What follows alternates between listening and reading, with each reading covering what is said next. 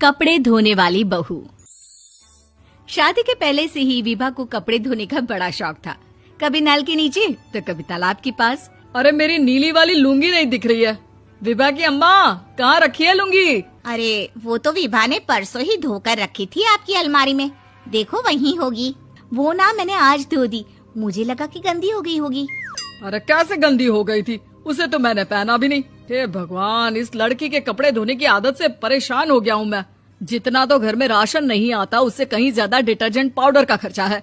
इसकी शादी करवा दो, शादी जाए अपने घर में ही करे काम, फिर चाहे घर के कपड़े धोने हो या पूरे गांव के। हाँ ठीक बोल रही हो, देखता हूँ मैं कोई लड़का। वो दिन भी आ जाता है जब विभा को देखने लड़के वाले आ जाते हैं। लड़की मुझे अच्छी लगी।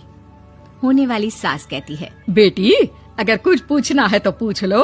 वैसे तो हमारी लड़की बहुत ही शर्मीली है, जो बोल दो वो मान लेती है, इसे क्या पूछना होगा। अरे कैसी बात कर रही हो माँ, मुझे इन लोगों के घर रहना है, सवाल तो कई है।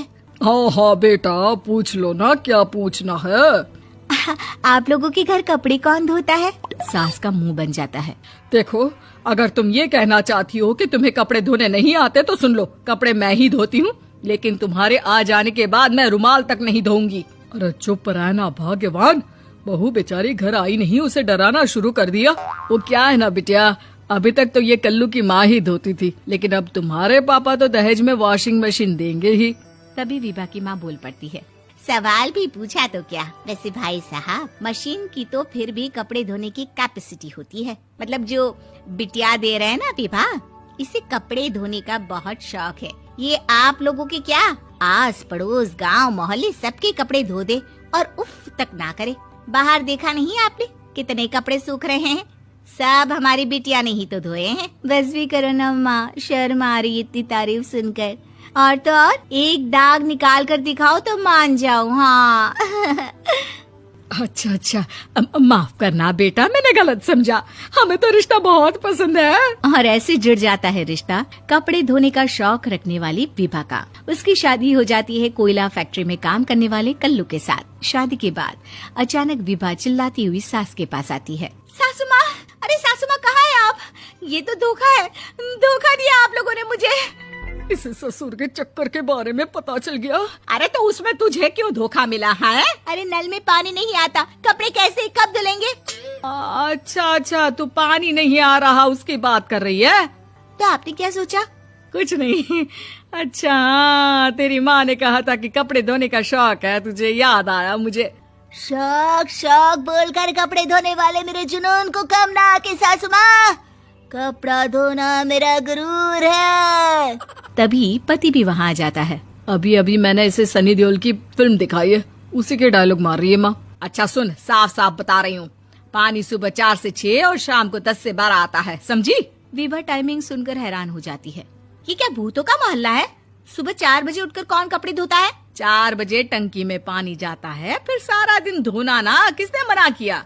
अरे कैसी बात कर रही हैं? 200 लीटर की टंकी में कितने कपड़े धो लूंगी मैं, सुबह ही उठ जाऊंगी मैं। अब क्या था, विभा सुबह 4 से लेकर रात के 12 बजे तक कपड़े ही धोती रहती। एक रोज सास पड़ोस से निकलकर कहीं जा रही होती है कि साथ वाली कहती है, हाँ कल्लू की माँ, जरा ये बताओ कि 2 साड़ी है, 2 ब्लाउज और एक पेटीकोट और एक नाड़े वाला लंबा कच्छा। हाँ तो? अरे तो क्या, कितना लोगी धुलाई ये बताओ। धोबन दिख रहे हैं हम क्या? हमारे पति सरकारी नौकरी से अभी रिटायर हुए हैं और बेटा सुपरवाइजर है कोयला फैक्ट्री में। धोबन समझ रखा है हमें।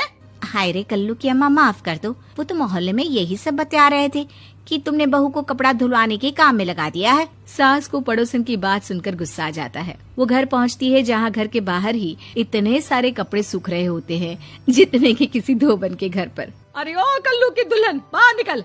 माँ जी यहीं आ जाओ, बाथरूम में चादर धो रहे हैं हम। अरे अभी हम धोते हैं, तुमको बाहर निकलो। ये आस पड़ोस वाले बोल रहे हैं कि हम बहू से कपड़े धुलवा कर उसे कपड़ा धोने वाली बना दिए हैं।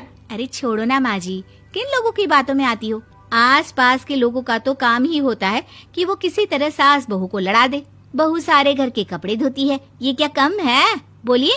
सास को भी लग जाता है कि वो बहू का ये सनकीपन नहीं छुड़वा सकती, इससे अच्छा है कि खुद ही चुप हो जाए।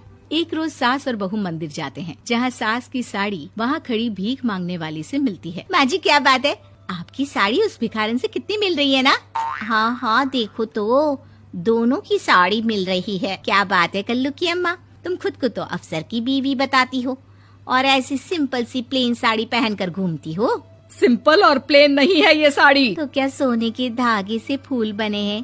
कुछ भी सासू माँ, कुछ भी। हाँ बने थे इस साड़ी में सोने के धागे से फूल। मेरे पति लेकर आए थे मद्रास से स्पेशली मेरे लिए 10,000 की। ताहे भाई साहब इस भिखारन के लिए भी सेम टू सेम साड़ी लेकर आए होंगे 10,000 की। सास उस वक्त तो कुछ नहीं कहती, लेकिन बहू के साथ घर आती है और अलमारी से एल्बम निकाल कर लाती है। ये साड़ी देख रही है, ये वही साड़ी है जिसे मैंने अभी पहना था। इस साड़ी में ये जो चमकदार फूल दिख रहे हैं ना, ये सोने के धागों से काटे गए हैं। लेकिन तू लोकल वॉशिंग मशीन ब्रश से घिस घिस कर सारे फूलों को निकाल कर साड़ी प्लेन कर दी। मुझे माफ कर दीजिए सासू माँ। और तो और, जब मैंने तुझे तेरी गलती के लिए कुछ नहीं कहा, लेकिन तूने तो सबके सामने मेरा मजाक ही बना दिया। क्यों? बहू को समझ में आ जाता है कि अब से उसका कपड़े धोना बंद।